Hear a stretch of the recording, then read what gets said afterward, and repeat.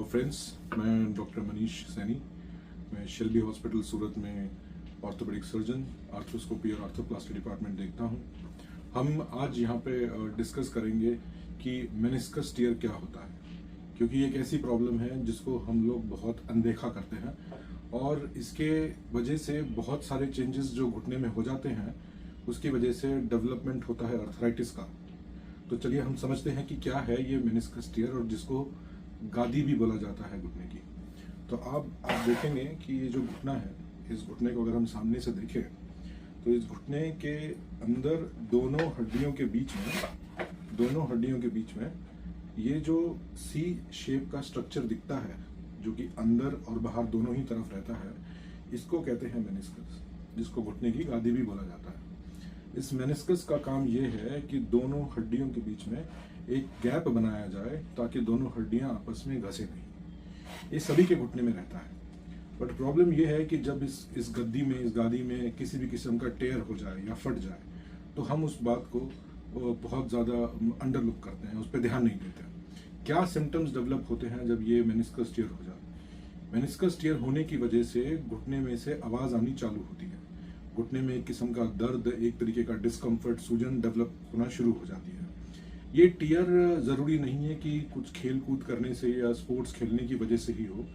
ये घर में आमूमन काम करने की वजह से आप कई पेशेंट ऐसे हैं जो फीमेल हैं जो कहते हैं कि नीचे ज़मीन पे बैठ के अचानक जैसे ही खड़े हुए तो घुटने में से आवाज़ आई और उसके बाद से दर्द चालू हो गया। तो हाउस होल्ड एक्टिविटीज़ में भी ये हो सकता है। इसका होने का मैकेनिज्म जो है वो घुटने में एक तरीके का ट्विस्ट है, और ट्विस्ट की वजह से ये टियर होता है। अब इसको अगर किसी भी मरीज को ये मेनिस्कस टियर हो तो कैसे उसको पता लगाएं? तो सबसे पहला सिम्टम सबसे इम्पोर्टेंट है कि मरीज के घुटने में से आवाज़ आई, मरीज के घुटने में दर्द हो, सूजन हो जो कि परसिस्टेंट हो, जो दवाई से ठीक ना हो रहा हो, तो ऐसे पेशेंट को सबसे पहले एक आर्थ्रोस्कोपिक सर्जन, ऑर्थोपेडिक सर्जन को कंसल्ट करना चाहिए। जब डॉक्टर ये पेशेंट को देखे और देखने के बाद उसको भी महसूस हो कि भाई सिम्टम्स उसके एग्जामिनेशन से मैच हो रहे हैं, तो इसमें एमआरआई कराना चाहिए। क्योंकि आप अगर एक्सरे कराएंगे तो एक्सरे में हमें सिर्फ बोन्स दिखती हैं, हड्डी दिखती हैं, बट ये प्रॉब्लम हड्डी से रिलेटेड नहीं है, इसलिए हर बारी एक्सरे कराने पे एक्सरे नॉर्मल ही दिखेंगे। तो जब हम एमआरआई कराएंगे तो एमआरआई के अंदर हमें दिखता है घुटने के अंदर की गद्दी, और उसमें किस ग्रेड का टियर है और किस मॉर्फोलॉजी का टियर है, किस टाइप का टियर है।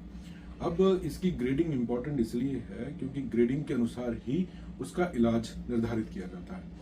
कि मानिए कि अगर ग्रेड 1 और 2 में रहता है मेनिस्कस टियर, तो अमूमन इसका इलाज कंजर्वेटिव माने कि दवाई, कसरत या फिर इंजेक्शन से भी किया जा सकता है।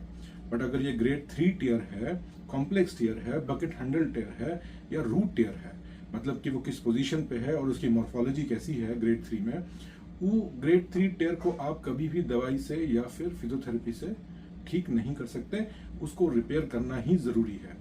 यहाँ पे समझने वाली बात यह है कि उस गद्दी को काट के निकालना ही इलाज नहीं होता। अब अगर उस फटी हुई गद्दी को काट के निकाल देंगे तो घसारा होना संभावित है, जो कि फ्यूचर में होगा और पेशेंट को अर्थराइटिस डेवलप हो जाएगा। इसलिए जरूरी है कि ये गद्दी फटने के बाद उसका रिपेयर सही तरीके से हो। एक बार आप उसे रिपेयर कर दें, उसके बाद अर्थराइटिस का डेवलपमेंट होने से रोका जा सकता है, बचाया जा सकता है। ये क्यों जरूरी है आपके लिए समझना? क्योंकि अर्थराइटिस क्या है? अर्थराइटिस ऐसा है कि आप अगर इस घुटने को देखें तो ये जो आपको नीले रंग का कार्टिलेज दिख रहा है वो इसलिए सलामत है क्योंकि अंदर होने वाली मेनिस्कस नॉर्मल है। बट अगर इस मेनिस्कस में टियर हो जाए तो आप देखेंगे कि over a period of time ऐसे पेशेंट्स में इस तरीके से जो कार्टिलेज खराब हो जाए, जो लाल रंग का आपको निशान दिख रहा है, ये है अर्थराइटिस, जिसमें कार्टिलेज खराब होना शुरू हो जाता है। एक बार अगर कार्टिलेज बहुत ज्यादा खराब हो जाए तो उस सिचुएशन में अगर आप किसी भी पेशेंट का मेनिस्कस रिपेयर, मतलब गद्दी को रिपेयर कर भी देंगे, तो भी उस पेशेंट का दर्द पूर्ण तरीके से नहीं जाएगा।